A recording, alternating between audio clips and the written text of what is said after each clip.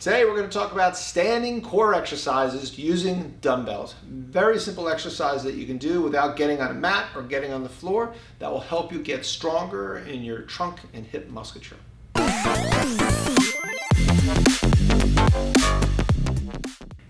My name is Tom Willman from Apex Orthopedic Rehabilitation in Wyckoff, New Jersey. First thing we're going to talk about is a little bit of the anatomy.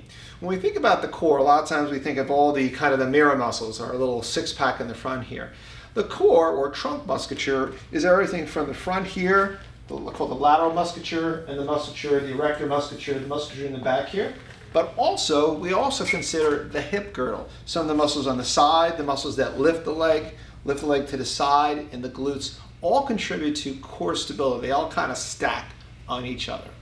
So what are the pros and cons of doing standing core exercises? Well, one of the things I really like about it is very functional. You're upright, you're moving through life, you're lifting a suitcase, you're carrying groceries, you're doing things in standing or weight bearing. And that'll mimic a lot of things you have to do in life. So if you're a little stronger doing it in the gym, it should cross over more to things that you're doing at home or for your sports and other things in life. Second pro, you are getting multiple muscle groups involved when you're doing a standing exercise. You may be engaging the core and the hips, but you're standing, you're on your feet, you're engaging your trunk, your degree of balance. So anytime you're doing any exercise in the gym, I like to do it in standing when it's possible. So if I'm doing a bicep curl, even a simple bicep curl like this, coming up like this, I have to engage my core, okay, as I'm doing this, okay? So there's still some core activation, but we think of it as a bicep exercise. If we're doing the same exercise, let's say on a machine, okay, where our arm is supported and really we're, pretty much kind of isolating out this one muscle group, we're really getting isolated. We're not getting other muscle groups that are engaged, okay? We also probably also burn a few more calories because we're getting multiple muscle groups firing at the same time. So I always say it's the biggest bang for your buck, so anytime you can do any kind of exercise, I always like them in standing or weight bearing of some sort, so you're getting multiple muscle groups firing at the same time. Especially for people that have concerns regarding bone density, whether they have osteopenia or osteoporosis or trying to prevent that.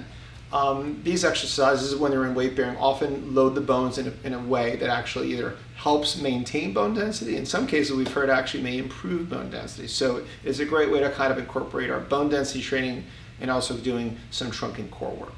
Last, a lot of these movements do require some coordination. You got to really focus on the movement. It requires a little bit of balance when you're holding a load. If you're holding the dumbbell and you're moving in any way like that, it does require more balance, coordination, focusing on form so you don't fall over. So that there's some carryover for other things that are in life, functional activities requiring these things, or even sports. So it really has one of the other benefits or pros to this. So what are the cons? Well, just like I said about having all that balance and coordination, you require a lot of balance and coordination. You can really get sloppy with your form and how you're doing the exercises. There's greater chance for compensating and not performing them correctly and possibly getting hurt. You gotta be a little careful. So these exercises do require a little attention to form. I wouldn't rush these. I would think about lighter weights before we do anything. Some of these exercises you could try just body weight first and then add a lighter dumbbell just to slowly get used to the load and making sure that you're coordinated and not developing a possible injury. So think about that when you're doing these. So that's only one of the cons with these.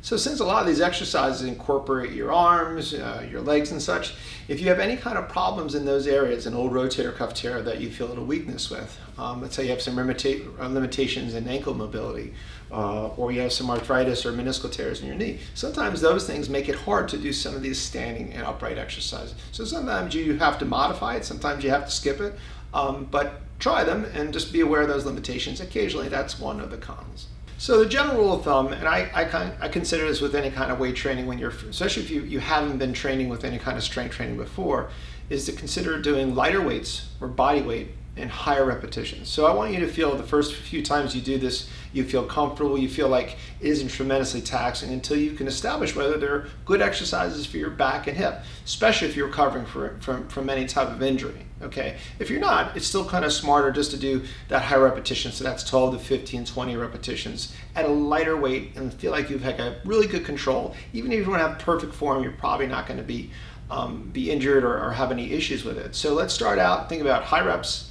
low load, Or in some cases, we're showing just do body weight. Okay. What I want to have is you have success in early on and not throw it out and never do a core exercise because you think you associate core with getting injured or just not being able to do it. So consider that, 2 or 3 sets of 15.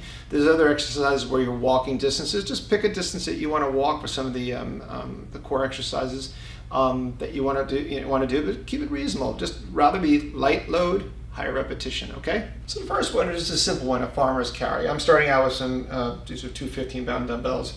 Very reasonable for me. You want to kind of grip them. You get a good grip on these. You want to make sure you're just nice and upright. I wouldn't worry about very long steps. Just think about good alignment and being nice and upright as you're walking, okay? Chest up, like so. Okay. And pick a distance, whether you do 20 feet, whatever. Kind of record it so you kind of know what you did. So if you come back to it, you kind of know how far you went or how long it took you, okay?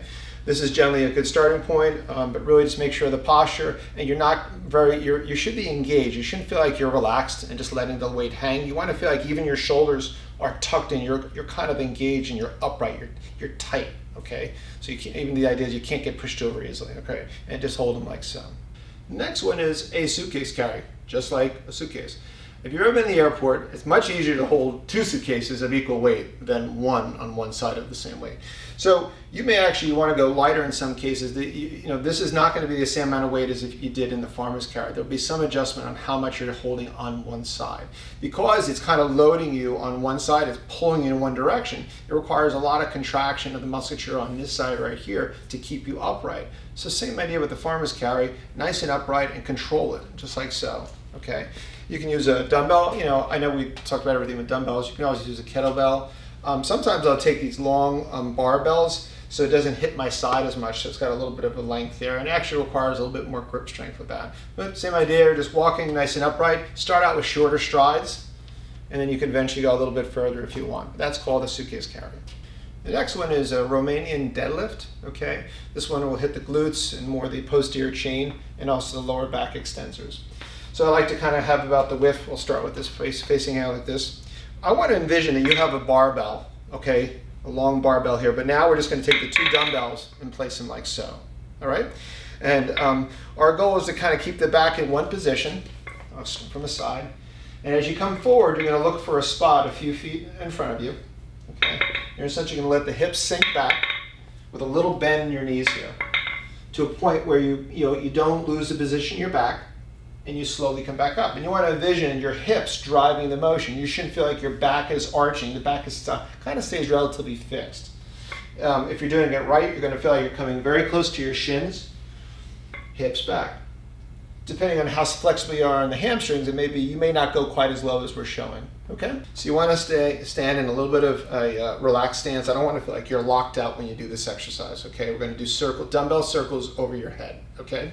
One of the things, if you have any kind of shoulders, these are a little bit harder, so go a little lighter if you have to, okay? A lot of times you'll see people do this with a kettlebell, all right? I'm gonna show you to simply grasp the dumbbell like this, about like hand over hand. They can kind of reach over like this, okay? And what you want to do is go straight overhead. You want to pretend like you're creating a circle. And the tendency is for me to arch. I want to keep ourselves kind of in good alignment as much as we can. A little bit of motion is okay, okay? Because life, we move a little bit, right? We don't just stay completely fixed when we move. So we're gonna grasp like this. We're simply gonna make a circle around our head. So the bottom of the dumbbell is coming around like that. You can see I'm getting a little bit of motion. I'm trying to control it. And then you can do the opposite direction. Okay? Maybe 10 one way and 10 the other way. 10 clockwise, 10 counterclockwise. You're just trying to create a circle with the weight above your head like so. And you'll be amazed how much you feel through the trunk to kind of control that movement of the arms. Okay, this is just a simple lunge. I like to do with one dumbbell like so. Same idea, you did the circles before. This one you simply step like this and come back. You can, other adaptations, you can step, bring your arms out, and then step back like so. Or you can step forward and do a little trunk rotation and come back. So those are 3 different versions of a lunge. I only showed to the right. Obviously you can do right and left. Another way of doing it is doing a stepping one, where you're just taking every step, you're coming forward, and then alternating and forward. Okay, so this lunge, you can put a twist, you can keep it in. I would say in the initial period, just kind of keep it close to your body, then work on putting your arms stretched out. And you're going to feel a lot more tension through your whole trunk and core. Another one is a squat. You can do a goblet squat. Some people do them with kettlebells or inverted dumbbells like this. Hold your hands like this, or you can hold it like this, okay? But you want to keep it as close to your over your center of gravity, your base of support, I should say. So you're going to hold it like so. Feet can be a little bit turned out, looking straight up on the horizon. Come down and back up. Even if you do a mini, it's fine too. You don't have to go full depth. Let's say your knees are a little cranky or whatever. Don't go full depth. Work into it. Or do body weight first. You know, hands here, then eventually add a little bit of weight. Okay? You can also do that version. Or you can actually do a version where you're putting the dumbbells at the side. You just don't like to hold it in front of you. If you have any shoulder issues, these are sometimes a little easier. You're basically doing a squat, but you have to narrow your stance a little bit more. I'll do it from a front view. So here we go. Focus on a point a little bit in front of you, and come down. It's kind of like a deadlift in a way too, actually. So, but that's another version of kind of a modified squat.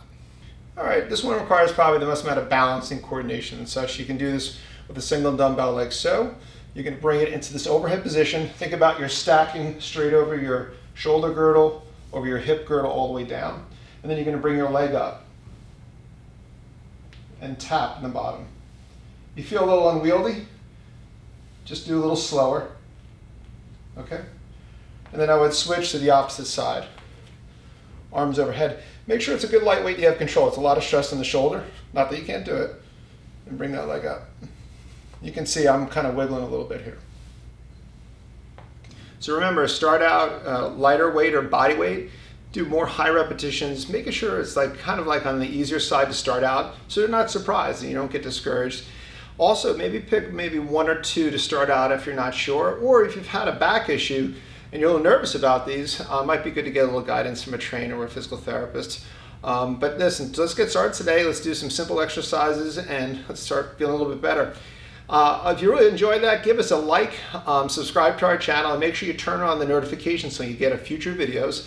And place a comment if you have a question. We'd love to hear from you about some other topics you want to cover or questions about the topics we do. I try and answer most of them, but I can't get to them all. Have a great day.